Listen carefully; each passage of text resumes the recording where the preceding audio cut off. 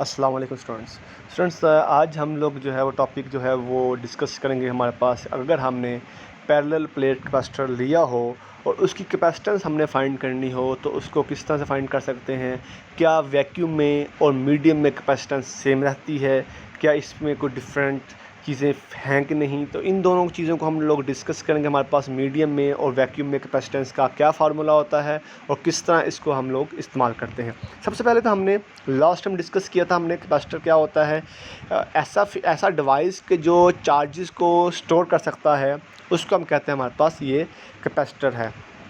अब किस तरह करता है वो चार्ज स्टोर के, हमारे पास दो प्लेट्स लगी होती मेटल की, उसको कनेक्ट करते हैं हम किसी बैटरी के साथ ताकि हम पोटेंशियल को क्रिएट कर सकें उसकी प्लेट्स के ऊपर।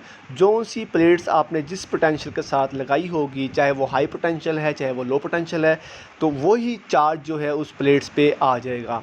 अब उस प्लेट्स पे चार्ज आने के बाद उसमें इलेक्ट्रिक फील्ड पैदा होगी। इलेक्ट्रिक फील्ड के अंदर जो है आपका चार्ज जो है वो स्टोर होने लग पड़ता है। यानी कि पॉजिटिव को अगर आपने V1 प्लेट के साथ कनेक्ट किया है तो यहाँ पे पॉजिटिव चार्ज इस प्लेट पे आ जाएगा, और आपने नेगेटिव को V2 के साथ कनेक्ट किया है तो यहाँ पे नेगेटिव पोटेंशियल जो है वो आ जाएगा। इन दोनों के दरमियान जो सेपरेशन है, जो डिस्टेंस है, उसको स्मॉल d के साथ डिनोट करते हैं। और अब हम डिस्कस करते हैं कि हमारे पास लास्ट टाइम जो हमने पढ़ा था, हमने इलेक्ट्रिक पोटेंशियल ग्रेडियंट में हमने E is equal to minus del V over del R इसको डिस्कस किया था कि जितना हमारे पास डिस्प्लेसमेंट में चेंज आता है विद रिस्पेक्ट टू पोटेंशियल, उतना हमारे पास जो है वो इलेक्ट्रिक फील्ड पोटेंशियल में फ़र्क आता है। जिस तरह के आपने देखा था लास्ट टाइम हमने एक चार्ज को इन्फिनिटी से उसको किसी पॉइंट पे लेके आए थे तो हमने स्मॉल डिस्टेंस कवर किया था, लेकिन साथ साथ क्या हो रहा था, हमारे पास पोटेंशियल में इंक्रीज़ आ रहा था। इसका मतलब ये है कि हमारे पास जो E is equal to minus del V over del R, minus से मुराद ये था कि आप अगेंस्ट इलेक्ट्रिक फील्ड जो था वो एक वर्क कर रहे थे, तो यहाँ से इसलिए नेगेटिव जो है वो साइन जो है वो डिनोट किया गया है। अब हमारा क्वेश्चन यहाँ पे इलेक्ट्रिक पोटेंशियल ग्रेडियंट से मुराद ये है कि हमारे पास कितना पोटेंशियल जो है उसमें चेंज आएगा विद रिस्पेक्ट टू टाइम। अगर हम बैटरी को पोटेंशियल को इंक्रीज़ करते हैं तो कितना चार्ज उस प्लेट्स पे स्टोर होगा, अगर हम पोटेंशियल को कम करते हैं कितना चार्ज उस प्लेट्स पे स्टोर होगा। तो पोटेंशियल पे डिपेंड कर रहा होता है हमारा बेसिकली चार्ज। अब E is equal to minus del V और डेल आर, डेल वी से मुराद हमारे पास पोटेंशियल डिफरेंस है। आपने जो भी आपने पोटेंशियल दिया था उस प्लेट्स पे, जो V1 और V2 है। अब आपने देखा है कि हमारे पास V1 से V2 में पॉजिटिव और नेगेटिव प्लेट्स जो हैं वो बन चुकी थी और इलेक्ट्रिक फील्ड जो था पॉजिटिव से नेगेटिव जा रहा था। अब यहाँ पे हमारे पास जो हाइयर पोटेंशियल्स जो बनता जा रहा था उसको आपने माइनस V2 माइनस V1 जो है वो कर लेना है। हमारे पास पोटेंशियल डिफरेंस, हमेशा हम बड़ी को माइनस करते हैं छोटी के साथ।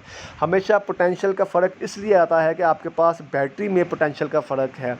एक आपके पास टर्मिनल्स पे ज़्यादा पोटेंशियल होता है, दूसरे टर्मिनल पे जो है कम पोटेंशियल होता है, तो आप क्या करते हैं इनका पोटेंशियल डिफरेंस जो है वो निकाल लेते हैं। अब यहाँ पे हमारे पास माइनस V2 माइनस V1, अब माइनस V2 माइनस V1 से अगर आप माइनस को अंदर मल्टीप्लाई करेंगे तो आपके पास क्या बन जाएगा, माइनस V2 और प्लस V1 ओवर D। अब यहाँ पे आपके पास V ओवर D की वैल्यू आ चुकी है और ये आपको इलेक्ट्रिक पोटेंशियल के मतलब जो है वो इन्फॉर्मेशन दे रही है। अगर आपके पास जो पोटेंशियल डिफरेंस बिटवीन प्लेट्स है वो डिपेंड करता है डिस्टेंस के ऊपर, जितना आप उन प्लेट्स का डिस्टेंस दूर करते जाएंगे उतनी आपकी जो स्ट्रेंथ ऑफ इलेक्ट्रिक फील्ड है वो कमज़ोर होती जाएगी। तो इसका मतलब ये कि हमारे पास जो पोटेंशियल्स है वो डिपेंड करता है डिस्टेंस बिटवीन द प्लेट्स, और जो उन पे चार्ज पहला होता है उसको हम कहते हैं हमारे पास ये क्या है, सरफेस चार्ज डेंसिटी है। इसको लास्ट टाइम हम लोगों ने डिस्कस किया था कि हमारे पास जितना चार्ज भी प्लेट्स पे आता है इसको हम कहते हैं सरफेस चार्ज डेंसिटी, और इसको आप सिग्मा के साथ डिनोट करते हैं, sigma is equal to Q over A। और लास्ट टाइम हमने डिस्कस किया था कि हमारे पास जो बाय यूजिंग गॉसेस लॉ हमने इलेक्ट्रिक फील्ड इंटेंसिटी जो फाइंड की थी प्लेट्स के लिए, दो डिफरेंट प्लेट्स ली थी हमने, उनके दरमियान हमने कोई चार्ज रखा था, हमने बताया था कि हमारे पास इस चार्ज पे कितना इलेक्ट्रिक फील्ड इंटेंसिटी जो है वो फील होगी, तो उसको हमने फाइंड किया था E is equal to sigma over epsilon naught. Basically आपको प्रीवियस टॉपिक्स जो है वो रिवाइज करने पड़ेंगे आगे चलने के लिए। सब का सब चैप्टर जो है वो इलेक्ट्रोस्टैटिक के ऊपर है, चार्ज के ऊपर है, तो आपको प्रीवियस प्रीवियस टॉपिक्स भी साथ साथ जो है उनको ओवरव्यू करना पड़ेगा। अब E is equal to sigma और एप्सिलॉन नॉट, ऊपर सिग्मा की वैल्यू आपको दी होगी फार्मूले के ज़रिए, सरफेस चार्ज डेंसिटी के फार्मूले के ज़रिए, sigma is equal to Q over A। तो आपने सिग्मा की वैल्यू यहाँ पे इक्वेशन 2 में पुट कर लेनी है और वो Q ओवर A जो है वो बन जाएगा। अब आपके पास ऊपर इक्वेशन 1 थी और नीचे इक्वेशन 2 है। इन दोनों इक्वेशंस में आपने देखा हमारे पास E इलेक्ट्रिक फील्ड इंटेंसिटी और इलेक्ट्रिक फील्ड इंटेंसिटी दोनों में आ रही, तो आपने इन दोनों इक्वेशंस को कंपेयर कर लेना है। यहाँ से जब आप कंपेयर करेंगे तो आपके पास लेफ्ट हैंड साइड पे V ओवर D आ जाएगा और राइट हैंड साइड पे Q over epsilon not A आ जाएगा। अब आपने चार्ज की बात करनी है कि कितना चार्ज उस प्लेट्स पे स्टोर हो रहा है, तो यहाँ से आपने charge is equal to epsilon not A V over D, यानी कि एप्सिलॉन नॉट और A जो है वहाँ पे V से जाके क्रॉस मल्टीप्लिकेशन में मल्टीप्लाई हो जाएंगे और आपके पास D वैसे का वैसे नीचे और यहाँ पे आपके पास कैपिटल Q आ जाएगा कि ये हमारे पास चार्ज जो है उस प्लेट्स पे जो है वो फैला हुआ है, स्टोर हुआ है। अब यहाँ पे नेक्स्ट केस क्या है, आपके पास आप लोग पढ़ते हैं हमारे पास जो कैपेसिटेंस है उसका फार्मूला क्या होता है, C is equal to Q over V। अब वो कैपेसिटेंस जो है उसको वैक्यूम के लिए इस्तेमाल कर रहे हैं। अगर हमारे पास दो प्लेट्स के दरमियान वैक्यूम हो, नो एयर हो, तो क्या होता है हमारे पास उसमें आप सिंपल जो है वो एप्सिलॉन नॉट का इस्तेमाल करते हैं, जिस तरह हमने कूलम्स लॉ में एप्सिलॉन नॉट का इस्तेमाल किया था कि परमिटिविटी इन फ्री स्पेस। अब यहाँ पे आपने जो C vacuum is equal to Q over V, अब Q की वैल्यू आपने ऊपर फाइंड आउट की थी, वो हमारे पास एप्सिलॉन नॉट A V आई थी ओवर D आई थी। तो यहाँ पे आपके पास V नीचे आ रहा है और एक V ऊपर आ रहा है, तो एक V और नीचे वाला V ऊपर वाले V के साथ जो है वो कैंसिल आउट हो जाएगा। तो हमारे पास यहाँ पे जो कैपेसिटेंस इन वैक्यूम जो है हमारे पास epsilon not A over D है। और ये हमें एक इन्फॉर्मेशन देती है कि हमारे पास दो चीज़ों में इन्फॉर्मेशन आ रही है हमारे पास वैक्यूम में, एक इसके एरिया के ऊपर, दूसरी इसकी डिस्टेंस के ऊपर। जितना एरिया ऑफ प्लेट ज़्यादा होता जाएगा उतनी कैपेसिटेंस जो है वो ज़्यादा होती है, और जितना डिस्टेंस बिटवीन द प्लेट्स ज़्यादा होगा उतनी कैपेसिटेंस जो है वो वीक होती है, उतना कम चार्ज जो है वो स्टोर होता है उन प्लेट्स पे।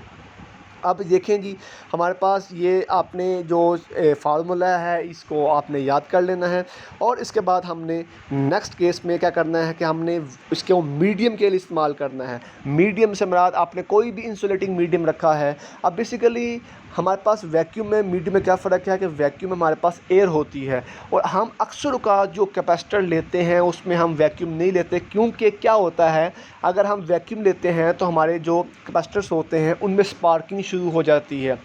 पॉजिटिव से नेगेटिव जब प्लेट्स आपस में करीब होती हैं तो उसमें क्या होता है हमारे पास कुछ ना कुछ स्पार्किंग शुरू हो जाती है उस वैक्यूम में। तो उस स्पार्किंग से बचने के लिए हम मीडियम का इस्तेमाल करते हैं। कोई भी एयर का इस्तेमाल कर सकते हैं, कोई प्लास्टिक या इंसुलेटिंग मटेरियल का इस्तेमाल करते हैं ताकि हम अपनी कैपेसिटेंस को इंक्रीज़ कर सकें और हम स्पार्किंग से जो है वो बच सकें। अब यहाँ पे हमारे पास जो सेम फार्मूला है मीडियम के लिए, जिस तरह हमने कूलम लॉ में मीडियम के लिए पढ़ा था, यहाँ पे भी आपने मीडियम में रिलेटिव परमिटिविटी की बात करनी है, यानी E एप्सिलॉन नॉट के साथ आपने रिलेटिव परमिटिविटी जो है उसको इस्तेमाल करना है। आपको पता है कि हमारे पास जो परमिटिविटी इन मीडियम है वो एप्सिलॉन नॉट और एप्सिलॉन नॉट R के बराबर होती है। यानी हमने पढ़ा था कि हमारे पास relative permittivity is the ratio of medium in permittivity over permittivity in free space. तो यहाँ से आपने अगर मीडियम के लिए निकालना है तो आपने वो फार्मूला जो है एप्सिलॉन नॉट E और साथ E एप्सिलॉन नॉट R जो है उसको आपने जो है यहाँ पुट कर देना है ओवर D और साथ उसके A। तो यहाँ से आपके पास दोनों चीज़ें आ चुकी हैं, मीडियम के लिए कैपेसिटेंस भी आ गई है और वैक्यूम के लिए भी आ गई है। रिलेटिव परमिटिविटी जो है बेसिकली आपको मैं बताया था कि रेशियो किस किस का होता है, मीडियम का और साथ वैक्यूम का। तो यहाँ पे हमने मीडियम की बात करनी, तो आपने मीडियम के लिए यहाँ पे जो फार्मूला पुट करना है वो एप्सिलॉन नॉट और साथ एप्सिलॉन R की वैल्यू को यहाँ पे पुट करना है। और ये भी सेम ही चीज़ बता रहा है कि अगर आपके पास कोई भी प्लेट्स है उसका एरिया ज़्यादा है तो वहाँ पे चार्ज जो है वो ज़्यादा स्टोर होगा। अगर उनके दरमियान डिस्टेंस जो है वो कम है या ज़्यादा है, अगर डिस्टेंस ज़्यादा होगा तो वो कैपेसिटेंस जो है उसमें डिक्रीज़ आएगा, अगर डिस्टेंस कम होगा तो कैपेसिटेंस जो है उसमें इंक्रीज़ ज़्यादा आएगा। उसके बाद आपने कहना है कि हमारे पास रिलेटिव परमिटिविटी, जैसे मैं बता रहा था आपको कि हमारे पास रिलेटिव परमिटिविटी इन कैपेसिटेंस, जिस तरह हम लोग रिलेटिव परमिटिविटी सिंपल पढ़ते थे अपने कूलम्स लॉ में, इसी तरह अगर हमने कैपेसिटेंस के लिहाज से रिलेटिव परमिटिविटी को बताना हो तो उसको हम कहते हैं हमारे पास C medium over C vacuum. हम लास्ट टाइम पढ़ते थे कि हमारे पास epsilon in medium over epsilon not, लेकिन यहाँ पे आपको अगर पूछे कि हमारे पास परमिटिविटी बताएं आप कैपेसिटेंस के लिए, तो आपने यहाँ पे रिलेटिव परमिटिविटी सी मीडियम ओवर सी वैक्यूम जो है वो यहाँ पे लगा देना है। आपने कहना कि हमारे पास रेशो है कैपेसिटेंस इन मीडियम, मीडियम से मुराद कोई भी मटेरियल पड़ा होगा वहाँ पे, स्पेस नहीं होगी, कोई डाइलेक्ट्रिक मटेरियल पड़ा होगा तो वहाँ पे, और अगर हमारे पास कोई मटेरियल ना पड़ा हो, बिल्कुल फ्री स्पेस हो, तो हमारे पास रिलेटिव परमिटिविटी जो है ऑफ कैपेसिटेंस जो है वो ये होगी। तो स्टूडेंट्स ये टॉपिक जो है वो बड़ा इंपॉर्टेंट है बोर्ड के हवाले से, इसको अच्छे तरीके से आप लोगों ने जो है वो प्रिपेयर करना है।